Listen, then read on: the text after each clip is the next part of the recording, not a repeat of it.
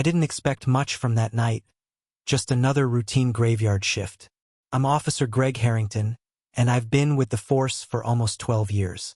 Over that time, I'd seen enough to make me think nothing could surprise me anymore. But trust me, nothing could have prepared me for this. It was just past 11:30 p.m. when the call came in. A 911 operator reported strange activity in a remote industrial district. The caller was a man whose voice trembled as he whispered about something hunting him. His phone cut off mid-call, leaving dispatch unable to trace the exact location. Protocol demanded we check it out, so I grabbed my gear and headed out solo. The area in question was a deserted stretch of warehouses and storage yards, long since abandoned. As I drove through, my patrol car's headlights illuminated the skeletal remains of factories, graffiti-scrawled walls, and weeds that had overrun the cracked asphalt. The place had an eerie, heavy silence, broken only by the crunch of my tires and the occasional echo of my engine. When I arrived at the approximate location, my radio sputtered with static. I keyed the mic and called in my position, but the signal was barely getting through. That's when I noticed the light. A faint, flickering glow came from one of the warehouse windows. I parked my car and stepped out into the cold, gripping my flashlight with one hand and resting the other on my holstered firearm. My breath came out in misty puffs as I crept toward the building. The door was slightly ajar, creaking as I pushed it open. Inside, the air smelled of mildew and rust. My flashlight beam swept across empty shelves, rusting machinery, and shadows that seemed to shift when I wasn't looking directly at them. Then I saw it, a figure standing at the far end of the room. "Police, identify yourself," I called out, my voice echoing. The figure didn't move, just stood there, facing the corner like it was in timeout. Its posture was unnatural, bent forward, arms hanging limply, head tilted in a way that shouldn't have been possible. I called out again, louder this time, and stepped closer. The figure twitched. That's when the lights overhead began to flicker violently, throwing the room into a chaotic strobe effect. Each flash seemed to distort the figure's outline, stretching and compressing it as if reality itself was glitching. My instincts screamed at me to back away, but my legs betrayed me. I froze, flashlight trembling in my hand. Then the figure moved. It turned around, slowly, revealing a face or lack thereof. Its head was smooth, featureless, and reflective, like a liquid mirror that seemed to ripple with every breath I took. The thing let out a guttural screech, so loud it felt like it pierced directly into my skull. My flashlight exploded in my hand, plunging the room into darkness. I drew my gun and blindly fired twice. The muzzle flashes gave me brief glimpses of the creature darting toward me with inhuman speed. I ran. I don't know how I made it out, but I stumbled back into the open air, gasping and disoriented. My car was gone. The entire lot was different, filled with strange markings etched into the pavement, glowing faintly in the moonlight. The warehouses around me looked distorted, their shapes twisting unnaturally as if they were being stretched into other dimensions. Then came the sound of footsteps, not the kind you'd expect from boots or shoes. These were wet, slapping footsteps, like bare feet trudging through puddles. I turned to see more of them, figures just like the one inside, emerging from the shadows. Their reflective, faceless heads caught the moonlight, giving them an otherworldly glow. They moved in unison, their twitching bodies jerking unnaturally as they closed in. The only cover was an old storm drain nearby, its rusted grate slightly ajar. Without thinking, I dove into the darkness, landing hard on the damp concrete below. The footsteps stopped above me. For hours, I sat there in the filth, barely breathing, hearing the distorted echoes of their movements as they searched for me. Occasionally, I'd hear a screech, a sound so unearthly it made my skin crawl. When the first rays of dawn filtered through the grates, the noises ceased. I climbed out cautiously, finding the area utterly deserted. I returned to the station, filed my report, and handed in my badge that same day. What I encountered that night wasn't human. I still don't know what it was, but I can tell you this. If you ever find yourself alone in an abandoned place at night, leave immediately. Some things aren't meant to be seen, and some things won't let you live if you see them. For weeks after that night, I couldn't sleep. Every time I closed my eyes, I saw their faceless, mirror-like heads reflecting my own terror back at me. I'd wake up drenched in sweat, clutching at my chest, half expecting to hear those wet, slapping footsteps outside my window.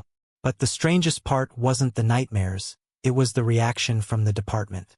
The day after I quit, I was called in to discuss my report. I walked into a sterile conference room where two men in dark suits, government types, sat waiting for me. They didn't introduce themselves, didn't offer a handshake, just slid my report across the table and asked me to clarify certain details. What did the figures look like? Did they speak to you? Did you notice any unusual markings on your body afterward? Their questions were invasive, clinical, as if they knew more about what I'd seen than I did. When I pressed them for answers, they deflected with vague remarks about protecting national security. But their most chilling statement came at the end of the interview. "Officer Harrington, we strongly advise you to refrain from sharing this experience with anyone, for your safety and theirs." That was it. No explanations, no reassurances, just a thinly veiled threat. The stranger in the coffee shop, I tried to move on, to pretend like it had never happened. I took a job as a security guard at a local mall, a far cry from the adrenaline of police work, but at least it was safe, or so I thought. One rainy afternoon, about a month after I quit, I stopped by a diner for a coffee. The place was nearly empty, just a few regulars and an old jukebox humming quietly in the corner. I was halfway through my cup when I noticed him. A man sitting alone at a corner booth, staring at me over the rim of his newspaper. He looked familiar, but I couldn't place him. Late 40s, neatly trimmed beard, sharp suit. He didn't belong in a greasy spoon like this. When our eyes met, he smiled. It wasn't a friendly smile. It was knowing, like he could see straight through me. I tried to ignore him, but my nerves were shot. I paid my bill and hurried out into the rain. As I unlocked my car, I felt a presence behind me. "Officer Harrington," the man said. His voice was calm, almost friendly. I turned slowly, my hand instinctively reaching for the gun I no longer carried. "You shouldn't have gone into that warehouse," he continued, stepping closer. "You saw something you weren't meant to see." "Who are you?" I demanded, my voice trembling. He didn't answer. Instead, he reached into his coat pocket and pulled out a small object, a flash drive. "Take this," he said, pressing it into my hand. "It'll answer some of your questions. But be careful. They're watching." Before I could respond, he turned and walked away, disappearing into the crowd of umbrellas. The flash drive that night, I locked my doors, pulled the curtains tight, and plugged the drive into my laptop. It contained a single folder labeled Project Echo. Inside were dozens of files, videos, documents, and images. The first video was dated 2 years before my encounter. It showed footage from a police body cam. The officer was responding to a disturbance at a suburban home. When he entered the house, he found the family gathered around their dining table, motionless. Their faces were blank, smooth like mannequins. As the officer approached, one of them turned its head unnaturally fast, staring directly into the camera. The video ended abruptly. The next file was a document titled Behavioral Patterns of Type 5 Entities. It described creatures that could mimic human form but lacked features. Beings that fed on fear and could manipulate their surroundings to trap their prey. One line stood out. "Prolonged exposure to Type 5 entities can result in psychological deterioration, paranoia, and eventual disappearance." My hands were shaking as I opened the final file. It was a photograph, grainy, black and white, but unmistakable. It was a picture of me, standing in the storm drain that night, surrounded by the faceless figures. The visitors since that day, strange things have been happening. Lights flicker in my apartment. My phone rings at odd hours, but there's no one on the other end. And sometimes, late at night, I hear it. The faint sound of wet, slapping footsteps in the hallway outside my door. I don't know how much longer I can keep this up. They're watching me just like the man said. I can feel their presence, closing in, waiting for the right moment. If you're reading this, please take my advice. Stay out of the shadows. And if you ever see a figure with no face, run. It's been weeks since I last dared to leave my apartment. Every day feels like a countdown, though to what? I don't know. I've barricaded my door with furniture, turned off every unnecessary light, and left the television running 24/7 just for some semblance of normalcy. But no amount of preparation can stop what's coming. It started subtly. Random power outages in my building. Shadows that seemed to stretch just a bit too far. One night, I caught my own reflection in the window, only it wasn't moving the way I was. I turned to face it and it smiled. I didn't. The final encounter, the knock came at exactly 3:33 a.m. A soft, deliberate rapping on my door. 3 knocks, then silence. I sat frozen, staring at the door from across the room, clutching a kitchen knife. My breathing was shallow, my pulse pounding in my ears. Then it came again. 3 more knocks. Who's there? I croaked, though I already knew there would be no answer. The silence stretched out, heavy and oppressive, until I couldn't bear it anymore. I stood, my legs trembling, and approached the door. "Greg!" A voice called softly from the other side. A voice I recognized. It was my mother's voice, but she's been dead for over 10 years. My stomach churned, and tears welled up in my eyes. "No," I whispered, backing away. "Greg," the voice repeated, insistent now. "Let me in. It's okay. It's just me." I shook my head violently. "You're not real," I screamed. The voice stopped. For a moment, the silence was so complete I could hear my own heartbeat. Then came the sound that haunts my nightmares. The wet, slapping footsteps. They were inside. The living shadows. I turned just in time to see them. The faceless figures, emerging from the dark corners of my apartment like living shadows. They moved jerkily, as though they were being dragged by invisible strings. I screamed and lashed out with the knife, but it was useless. The blade passed through them like smoke. One of them stepped closer, and I felt an unbearable coldness radiating from its body. Its smooth, mirror-like face bent toward mine, reflecting my wide, terrified eyes. And then it spoke. Not in words, but in my own voice, echoing in my head. "You saw us.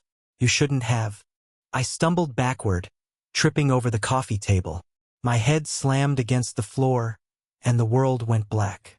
The man in the suit. When I woke, I was sitting in a sterile, windowless room. My wrists were cuffed to the metal table in front of me, and a single bright light hung overhead. Across the table sat the man from the diner, the one who'd given me the flash drive. "You've caused quite a mess, Officer Harrington," he said, his tone more annoyed than concerned. "Do you have any idea how much trouble you've brought upon yourself?" What's happening to me?" I croaked. My throat was dry, my voice barely audible. The man sighed and leaned back in his chair. "You saw something you weren't supposed to see. The entities, they're drawn to curiosity. By chasing answers, you made yourself a target." He slid a folder across the table toward me. I hesitated before opening it. Inside were photographs of people I recognized. Officers, civilians, even that terrified man who made the original 911 call. "What is this?" I asked. "Missing persons," he said simply. "All of them encountered the entities. And now, so have you." The man folded his hands and leaned in. "Here's the deal. You keep your mouth shut. Forget everything you've seen. We'll relocate you, give you a new identity. You'll live, but only if you agree to let this go." "And if I don't?" I asked, though I already knew the answer. He smiled thinly. "Then they'll find you. And next time, there won't be anyone to save you." I sat in silence, staring at the folder. My entire life was crumbling around me, and yet, deep down, I knew I couldn't walk away from this. The world deserved to know what was lurking in the shadows. But before I could decide, the man stood and walked to the door. "You have 24 hours, he said without looking back. "Choose wisely." The warning that was 3 days ago. I don't know why they haven't come for me yet, but I can feel them getting closer. If you're reading this, It means I've decided to share my story. Not because I want to, but because I have to. The faceless figures are real. They're out there, hiding in the dark corners of the world, waiting for someone to notice them. And once you do, they'll never stop hunting you. So consider this your warning. If you ever see a figure with a mirror for a face, turn away. Don't follow the lights. Don't go into the shadows. Because if you do, they'll make sure you never come back. 3 days after the ultimatum, I received another visit. It wasn't the man in the suit this time. No, this was different. It came in the form of a package, left on my doorstep in the dead of night. The plain brown box bore no labels, no markings. But inside was a single item, a VHS tape. Who even uses VHS anymore? My mind raced as I stared at the relic, debating whether to destroy it or find a player to watch it. Against my better judgment, I chose the latter. I dug out an old VCR from my closet and plugged it into the ancient TV I kept in my bedroom. With shaky hands, I inserted the tape and pressed play. The screen flickered to life, showing grainy footage of a familiar scene. The storm drain where I had hidden that night. The camera's perspective was high and steady, like it had been mounted on a pole or a building. I watched myself crawl into the drain, shaking and terrified. But this time, the tape revealed more. The faceless figures appeared moments after I disappeared into the drain. They surrounded the entrance, their movements jerky yet deliberate. But then something new happened. One of the figures turned and looked directly at the camera. My blood turned to ice. It was like it knew it was being watched. Slowly, it raised a hand and pointed at me. The screen went black. Then the sound began. A deep, guttural hum filled the room, vibrating through my chest. Words started to form within the noise, though they weren't spoken. They were in my head, loud and invasive. You were warned. The TV exploded, sparks flying as the room plunged into darkness. The pursuit, the power was out. My apartment was pitch black, the only light coming from the pale glow of the moon through the window. Then I heard it, the wet, slapping footsteps. They were inside. Panic surged through me as I stumbled toward the kitchen, grabbing the largest knife I could find. But deep down, I knew it wouldn't make a difference. The footsteps grew louder, closer, until they stopped just outside the bedroom door. I braced myself, knife shaking in my hand.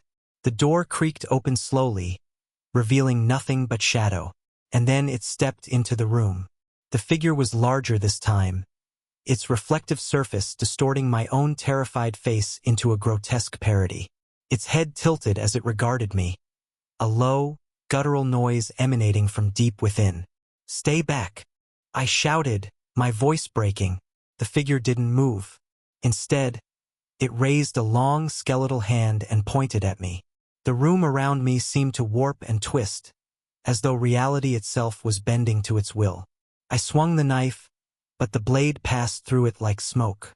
The figure surged forward, and the world went dark. The awakening when I woke, I was lying on cold, damp concrete. My head throbbed, and my vision blurred as I struggled to sit up. I wasn't in my apartment anymore. The air was heavy, filled with the smell of decay and mildew. I recognized the place immediately. It was the storm drain. But something was different. The walls pulsed faintly, like they were alive, and the darkness seemed deeper, more oppressive. And then I heard them, the wet footsteps, echoing through the tunnels. I wasn't alone. I scrambled to my feet, every instinct screaming at me to run. The tunnels twisted and turned, disorienting me as I stumbled blindly through the maze. The footsteps followed, never far behind. Eventually, I came to a large, open chamber. In the center was a strange object, a metallic orb, pulsing with a dim, otherworldly light. Its surface was covered in the same markings I'd seen etched into the pavement that night. I approached cautiously, my breath hitching as the orb began to glow brighter. Then I heard it again, the voice in my head. "You've come too far." The choice as I stared into the orb, images began to flood my mind. Visions of other people, police officers, civilians, even children, being hunted, consumed by the faceless figures. And then I saw myself, a future where I was one of them, my face a smooth, reflective void, stalking the streets in search of new prey. The voice spoke again, softer this time. You can still escape, but you must choose. Two paths appeared before me, one leading back to the surface, the other deeper into the labyrinth. Instinctively, I knew the choice wasn't just about survival. The first path meant forgetting everything, erasing all knowledge of what I'd seen and returning to a life of ignorance. The second path meant uncovering the truth, but at the cost of my humanity. I hesitated, the weight of the decision pressing down on me like a physical force. And then I made my choice, the end or the beginning. I can't tell you what happened after that. Not because I don't want to, but because I don't remember. When I woke again, I was back in my apartment, the sunlight streaming through the window. Everything seemed normal. No broken TV, no faceless figures, no evidence of what had happened. But I know it wasn't a dream. The scars on my arms, the faint hum that lingers in the back of my mind, and the occasional flicker of my reflection moving on its own are proof enough. I made a choice that night, and whatever path I took, I'm not sure I'll ever truly escape the consequences. So if you ever find yourself standing at a crossroads, faced with the unknown, remember this. Some truths are better left undiscovered, and some doors should never be opened. Since waking up in my apartment, life has felt off. It's as though I'm stuck between two worlds, the ordinary one I left behind and the nightmare I stumbled into. I don't know if I truly escaped, or if this is some cruel illusion created by them. The scars on my arms have started to glow faintly at night, tracing the same alien markings I saw on the metallic orb. They pulse with an otherworldly rhythm, keeping me awake as I stare at the ceiling, wondering what I've become. Worse still are the reflections. Every mirror in my apartment has been covered or smashed. It doesn't matter, though. I still catch glimpses, reflections in the TV screen, in the window, even in a puddle on the street. And every time it's the same. My reflection moves just a fraction of a second out of sync. I know it's not me anymore. The visitor a week after the storm drain, I got another knock at the door. This time it wasn't at 3:33 a.m. It was broad daylight, yet somehow that made it even more unsettling. I peered through the peephole and saw a young woman, mid-20s, dressed in plain clothes. She didn't look threatening, but there was something about her posture, too still, too deliberate, that made my skin crawl. "Mr. Harrington," she called out, her voice calm and even. "I need to speak with you. It's about what you saw." My heart stopped. How did she know? "I have nothing to say," I barked through the door. "I understand," she replied, unflinching. "But if you don't let me in, they'll send someone else. Someone less patient." The threat was subtle, but it was there. Against my better judgment, I unlocked the door and let her in. The offer, again she introduced herself as Evelyn. No last name, no badge, no credentials. She claimed to work for a specialized division that monitored events like the one I'd encountered. "We call them echoes," she said, taking a seat at my kitchen table. "They're not from here. Not from anywhere we can comprehend." "What do they want?" I asked, keeping my distance. "They don't want anything. They simply exist, feeding off the fear and chaos they create. They don't have motives, not in the way we understand." Evelyn leaned forward, her gaze piercing. "But what's important is that you've been marked. They don't let go easily." I instinctively rubbed the glowing scars on my arms. "You have two choices," she continued. "You can join us, help us study them, contain them, maybe even stop them. Or—" she hesitated, her expression darkening. "Or what? Or you run. You disappear, change your name, live off the grid. But even then, it's only a matter of time before they find you." The truth of Project Echo, despite every instinct screaming at me to walk away, I chose to listen. Evelyn showed me what joining would entail, and what I saw chilled me to my core. She took me to a facility buried deep beneath the city, accessible only by a nondescript freight elevator in an abandoned warehouse. Inside, the air was thick with antiseptic and paranoia. Men and women in lab coats and tactical gear moved with purpose, their faces pale and tight with stress. This is Project Echo, Evelyn said as we passed rows of containment chambers. Inside the chambers were the figures, some faceless, others in various stages of mimicry. One had half-formed human features, a grotesque approximation of a man, its body twitching violently against its restraints. They're trying to become like us, Evelyn explained. The more they observe, the better they imitate. But they're never perfect. I stopped in front of a chamber holding one of the orbs. It pulsed faintly, casting eerie shadows on the walls. Why not destroy them? I asked. Evelyn smiled grimly. We've tried. They don't die. They don't even seem to register pain. All we can do is contain them. The first mission joining wasn't just about understanding the echoes. It was about fighting them. Evelyn handed me a file detailing my first assignment. A small town a few hours away had reported a surge of unexplained disappearances. Entire families vanished overnight, leaving behind nothing but empty homes and warped reflections in the mirrors. We believe it's a breach, she said. An echo cluster is active in the area. Your job is to assess and, if possible, neutralize. Neutralize? I scoffed. I thought you said they couldn't be killed. They can't. But the orbs can be disrupted. Think of them as beacons. They draw the echoes to our world. If you destroy the beacon, the echoes lose their anchor. The mission was simple on paper. But as I loaded into an armored vehicle with a team of heavily armed operatives, I knew nothing about this would be simple. The town of Shadows, we arrived in the dead of night. The town was unnervingly quiet, its streets deserted, windows dark. As we moved through the town, the telltale signs of an active echo cluster became evident. Shadows moved where they shouldn't. Reflections lingered a second too long. And always, the faint, rhythmic hum of an unseen force. We found the beacon in the town square. An enormous orb, glowing and pulsing like a diseased heart. Surrounding it were dozens of echoes, their faceless forms twitching erratically. On my mark, Evelyn's voice crackled through my earpiece. The operation that followed was chaos. Gunfire, explosions, the unearthly screeches of the echoes as they dissolved into smoke. But the orb wasn't going down without a fight. As we approached, it began to expand, tendrils of light snaking out to ensnare us. One by one, my team fell, consumed by the orb's relentless pull.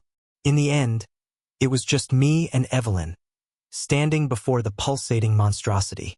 "Greg," she shouted, tossing me a device. A small metallic rod crackling with energy. "This will disrupt it. You have to get close." I hesitated, the orb's tendrils reaching for me. "Do it," Evelyn screamed, her voice cutting through the chaos. I ran. The shattered anchor the moment I plunged the device into the orb. The world exploded into light and sound. I don't remember much after that. Just fragments. Evelyn dragging me to safety, the echoes dissolving into nothingness, the town square collapsing into itself as the orb imploded. A new beginning. When I woke, I was back at the facility, hooked up to machines. Evelyn sat beside me, her face a mix of relief and exhaustion. "You did it," she said softly. "The cluster's been neutralized. For now." But the scars on my arms told a different story. The echoes weren't gone, not entirely. And as long as they existed, I knew my fight wasn't over. Life didn't return to normal after the mission. It never could. Neutralizing the echo cluster in the town felt like a victory at the time, but it left behind a scar on reality itself. Evelyn called it the ripple effect. The scars on my arms weren't just a personal curse. They were a tether, a connection between me and whatever dimension the echoes came from. And it wasn't just me. Everyone who had been exposed to an active echo cluster was marked in some way. The town we'd saved was abandoned now, its remaining residents relocated under the guise of a gas leak. The truth was more disturbing. The echoes left behind something in the air, a hum too low for the human ear to detect, but strong enough to drive animals and humans mad. Evelyn told me the facility was working on a way to contain these zones, but her voice carried little hope. A shadow in the system. After weeks of recovery, I was summoned to a classified debriefing. It was in the heart of the Project Echo facility, down in the lower levels where even Evelyn didn't have clearance. The room was small and cold, the kind of place designed to make you feel insignificant.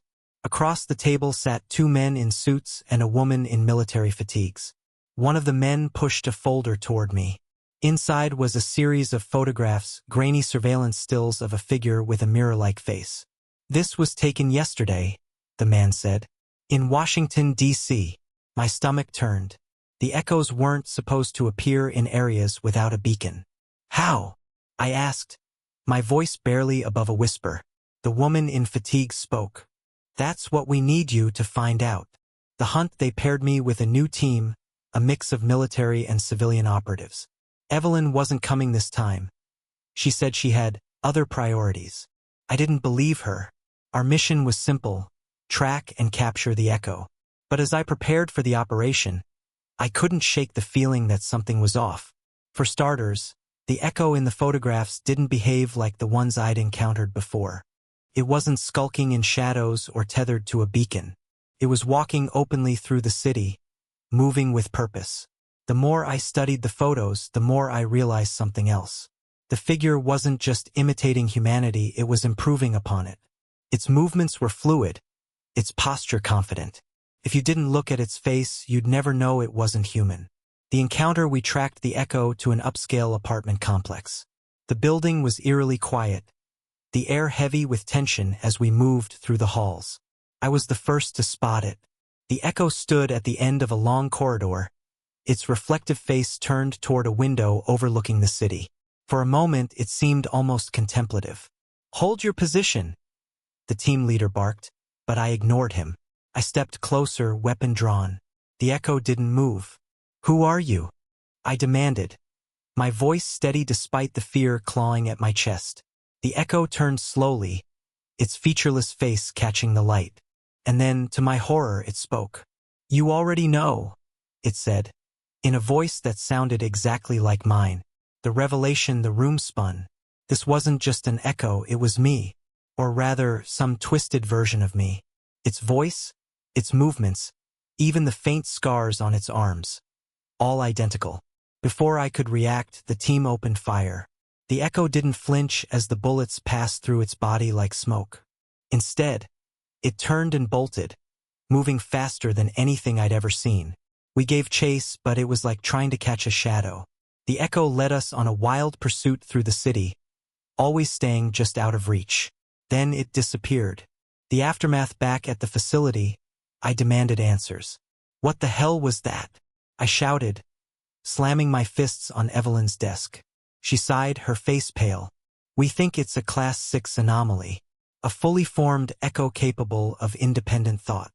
"And why did it look like me?" Evelyn hesitated. "Because it's been watching you, mimicking you. The more you're exposed to them, the more they imprint on you. That's why your scars glow. You're connected." Her words hit me like a freight train. "So what now?" I asked, barely holding back my anger. "We track it," she said, "and we pray we can stop it before it evolves further." The message that night, as I sat in my apartment, I noticed something new. My scars were glowing brighter than ever, pulsing in time with a faint hum that seemed to come from everywhere and nowhere. And then, on my laptop screen, a message appeared. It wasn't an email or a text. It just materialized, as though written by an invisible hand. "You can't stop us. We are you." The screen went black. "The war begins. I don't know what's coming next, but I can feel the echoes getting stronger. They're learning, adapting, becoming more like us with every passing day. This isn't just about survival anymore. It's a war for the very fabric of reality. And I'm at the center of it." After the message on my laptop, sleep became a luxury I couldn't afford. Every second I wasn't moving, I felt them watching, their presence hanging over me like a suffocating cloud.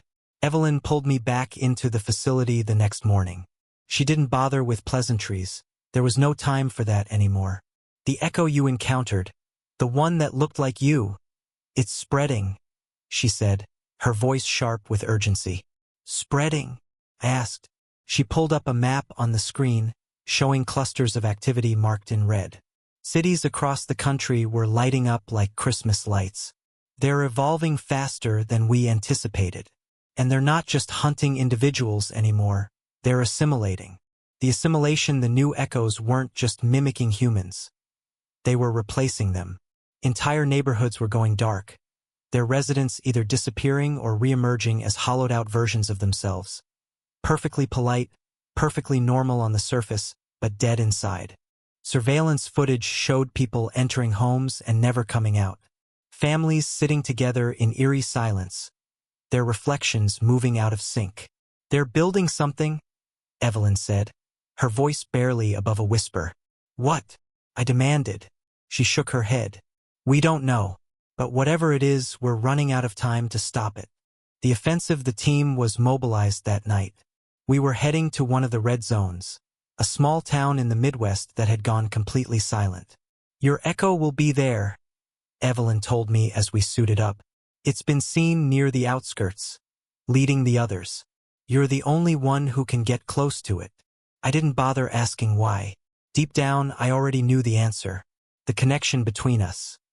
The scars, the reflections, the whispers in my head. It wasn't just one-sided. Whatever this thing was, it wanted me as much as I wanted to stop it. The red zone, we arrived under the cover of night. The town bathed in an unnatural glow from streetlights that flickered erratically. The air felt thick, oppressive, like the very atmosphere was conspiring against us. The first thing we saw was a family sitting on their front porch. They didn't move, didn't blink, just stared at us as we passed. Their faces were eerily blank, and their reflections in the window behind them didn't match their movements. "They're already gone," one of the operatives muttered. We pushed deeper into the town, following the hum that grew louder with every step. It led us to the town square, where we found it, the largest orb I'd ever seen, hovering above the ground like a pulsating heart. And standing in front of it, waiting for me, was the echo. The confrontation, it was almost perfect now, an exact replica of me down to the smallest detail. But its face still shimmered, that mirror-like surface betraying the void beneath. "I knew you'd come," it said, its voice identical to mine. "What are you?" I demanded, raising my weapon. It tilted its head, a mockery of curiosity. "I am you, and I am more." Behind it, the orb began to pulse faster, its glow spreading out in waves that distorted the air around it. The other echoes emerged from the shadows, dozens of them, their faceless heads reflecting the chaos. "You can't stop us," my double said, stepping closer. "We are the future. We are evolution." The sacrifice, the team opened fire, their bullets ripping through the echoes, but it was like fighting smoke. The figures dissolved and reformed, advancing relentlessly. "Greg," Evelyn's voice crackled in my earpiece. "The orb. You have to destroy it." I ran toward the pulsating mass, dodging tendrils of energy that lashed out like living things. The device Evelyn had given me, a compact disruptor, hummed in my hands, its energy building as I approached. But the echo, my echo, stepped into my path. "You think you can end this?" It sneered, its voice dripping with malice. "This isn't the end. This is the beginning." It lunged at me, its movements impossibly fast. We collided, tumbling to the ground in a blur of fists and energy. I felt its cold, empty hands wrap around my throat, but I didn't stop. Summoning every ounce of strength, I shoved the disruptor into its chest and activated it. The device exploded in a blinding flash, taking the echo with it. The collapse, the orb shrieked as cracks spread across its surface, light pouring out like liquid fire. The other echoes froze, their forms flickering as the orb began to implode. "Get out!" Evelyn screamed over the radio. I barely made it out of the square before the orb collapsed in on itself, sucking everything into a singularity. The force of the blast threw me to the ground, and for a moment, all I could hear was silence. The aftermath, when I came to, the town was gone. Literally, the entire area was a smoldering crater, the buildings and the people erased from existence. The team pulled me from the rubble, their faces grim. "You did it," Evelyn said, though her tone carried no relief. "The orb is gone. The cluster is neutralized." But I knew it wasn't over. The reflection back at the facility. I stared at my reflection in a cracked mirror. For the first time, it stared back, not just mimicking me, but watching me. And then it smiled. The war wasn't over. It was just getting started. After the destruction of the orb, I thought I'd bought us time to regroup, to understand what we were fighting. But the war didn't pause, not even for a second. Evelyn was waiting for me the next morning, her face pale and drawn. She didn't congratulate me, didn't thank me. Instead, she handed me a file thicker than any I'd seen before. "What now?"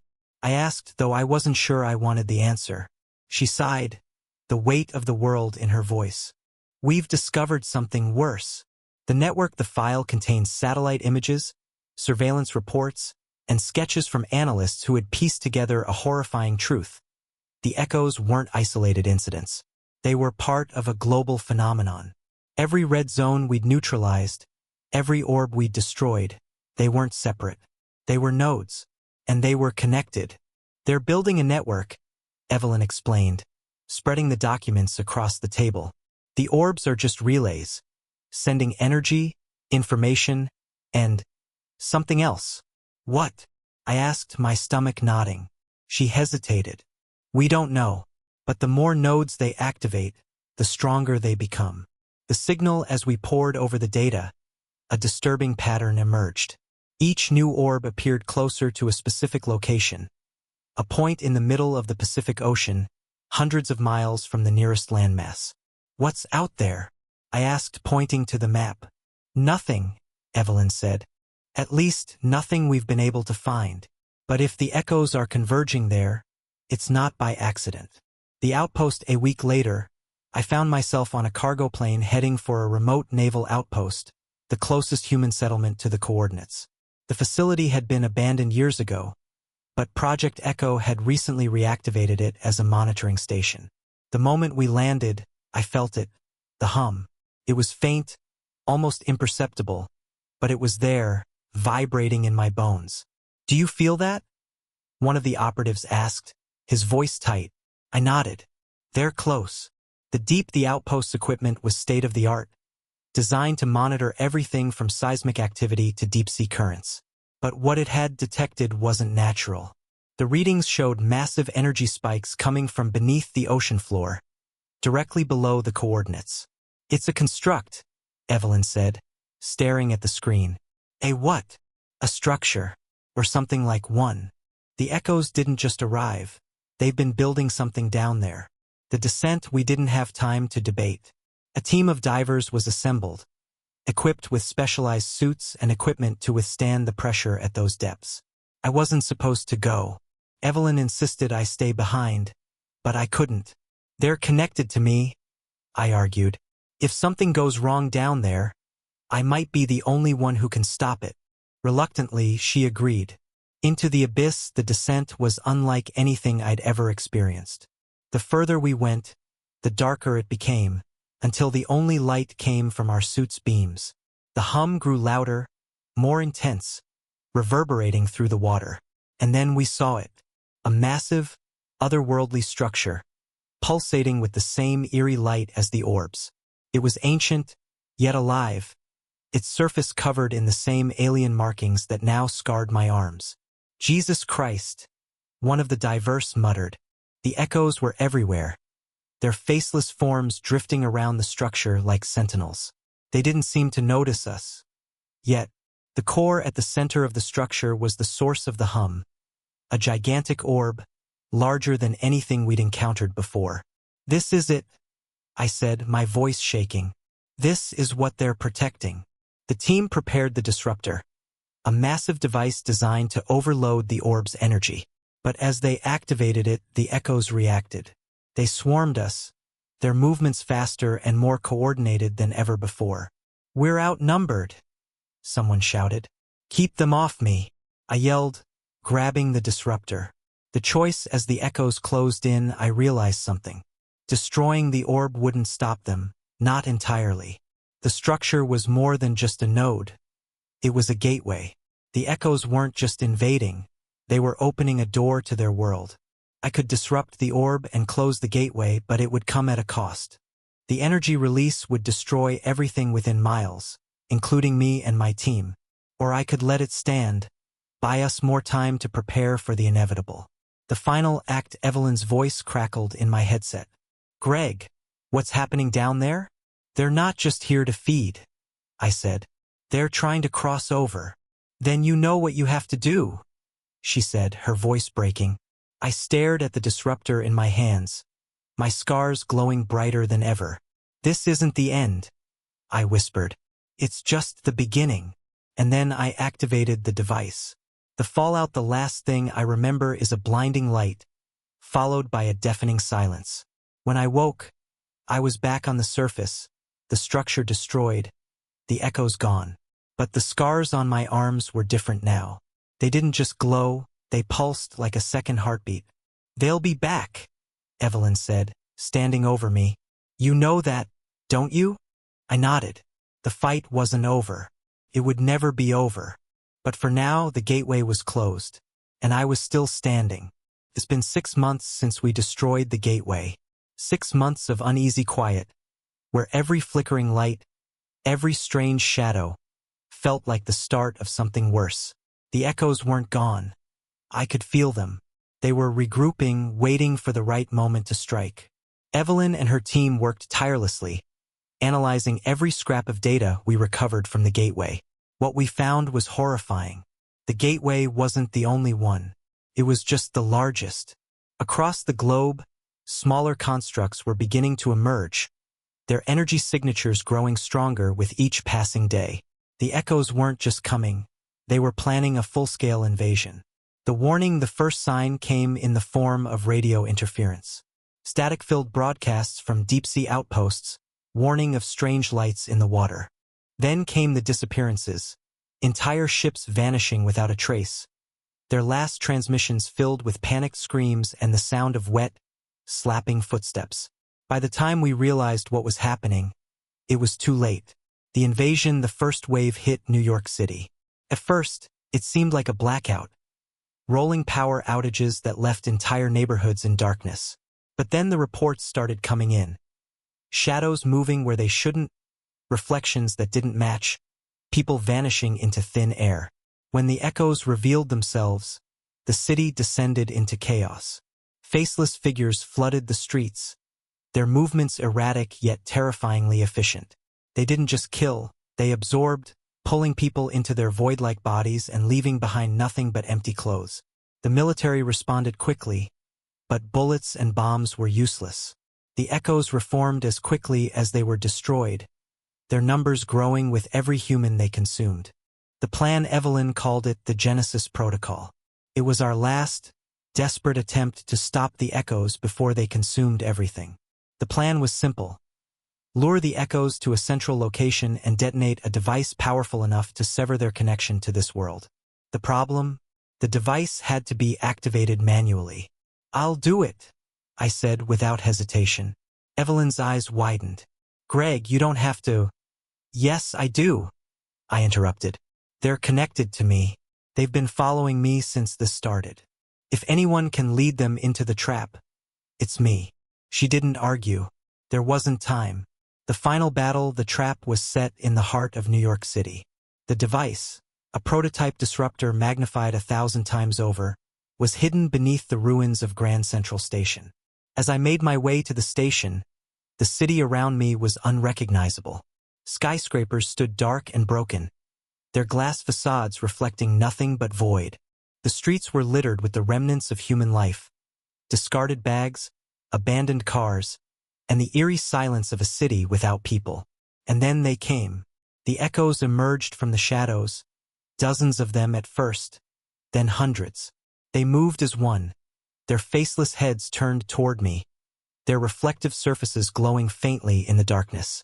I ran, leading them into the station, my heart pounding as the hum of the disruptor grew louder. The sacrifice. When I reached the central chamber, I saw the device, a massive, pulsing sphere of energy, surrounded by a ring of alien markings. The echoes poured in behind me, filling the chamber with their inhuman forms. This is it, I whispered, activating the disruptor. The device roared to life, its energy surging outward in waves that tore through the echoes like a storm. They screamed, their forms flickering and dissolving, but they kept coming. And then I saw it, my echo. It stepped forward, its mirror-like face shimmering as it reached for me. "You can't win," it said, its voice calm and cold. "You are one of us." "No," I said, gripping the disruptor's control panel. "I'm not." With a final surge of strength, I overloaded the device. The light was blinding, the sound deafening. The aftermath when I woke, the chamber was empty. The echoes were gone, their presence erased from the world. But so was everything else. The disruptor had worked, severing the echo's connection to our reality. But it came at a cost. Grand Central Station was a smoldering crater, and the city around it was eerily still. Evelyn found me hours later, half buried in the rubble. "You did it," she said, helping me to my feet. "Did we win?" I asked, my voice hollow. "For now," she replied. "But the scars remain." The legacy in the months that followed, the world began to rebuild. But the scars were everywhere. Empty cities, missing people, and the faint hum that still lingered in the air. As for me, I've become something of a ghost. The scars on my arms are permanent now, glowing faintly in the dark like a reminder of what I've lost. I know the echoes will return. Maybe not today, maybe not tomorrow, but someday. And when they do, I'll be ready. Because this isn't just my fight. It's all of ours. The echoes are out there, waiting in the shadows. And the war isn't over. Not yet.